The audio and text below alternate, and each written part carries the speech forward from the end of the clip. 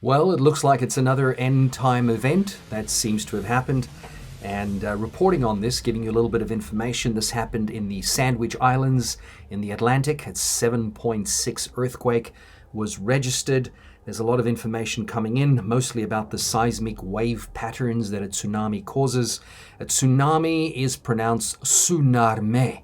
Tsunami is a Japanese word. Tsu meaning harbor and nami meaning wave. Tsunami are waves caused by sudden movement of the ocean surface due to earthquakes, landslides on the seafloor, land slumping into the ocean, large volcanic eruptions, or meteorite impact in the ocean. And brothers and sisters, this is another one of those events that's going to be lumped onto Scripture. We know from Scripture where it says there will be great earthquakes, famines, and pestilences in various places, and fearful events and great signs from heaven. This is in Luke 21:11. It's out of the New Testament, so obviously it's current. It's within the 2,000 years of grace. Luke 21:11, that's the big one, but after that there's Mark 13:8, for nation shall rise against nation, and kingdom against kingdom, and there shall be earthquakes in diverse places, and there shall be famines and troubles. These are the beginnings of sorrow. There was a funny comment here which I came across, and I thought I'd share this with you. Someone commenting about the tsunami warning said, this is God wrath. We know this, they done wrong.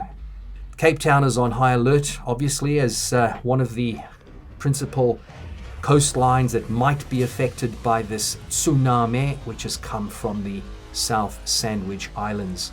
The biblical big one awaiting the quake of quakes. Are you prepared for the greatest earthquake of all time? A planet-wide shaking event? The Bible predicts such a tremendous cataclysm.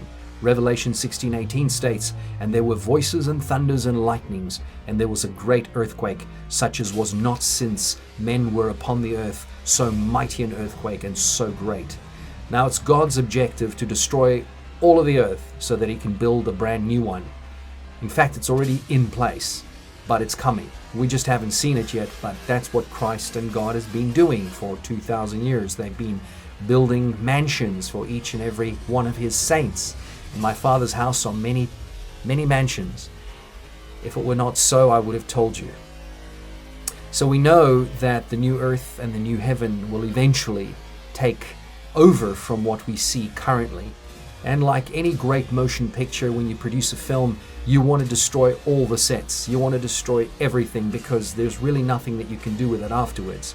In fact, it stands as a liability for the producers and directors if you leave a big set lying around. People can get hurt and the motion picture production company can run into trouble. So yeah, the last thing you want to do is leave the old creation still in place. But God is going to turn whatever he had, his creation plan, into something magnificent, and we can't wait to see that happen. Anything that's caught in its way moves. Trees, cars, buildings, warehousing, pylons, people. The last thing you want to be doing is doing some shaky photography, hanging on to a branch for your dear life. So always remember that you've been redeemed by the blood. You are set free from sin and condemnation. You're set free from Satan's control. You're set free from Satan's kingdom.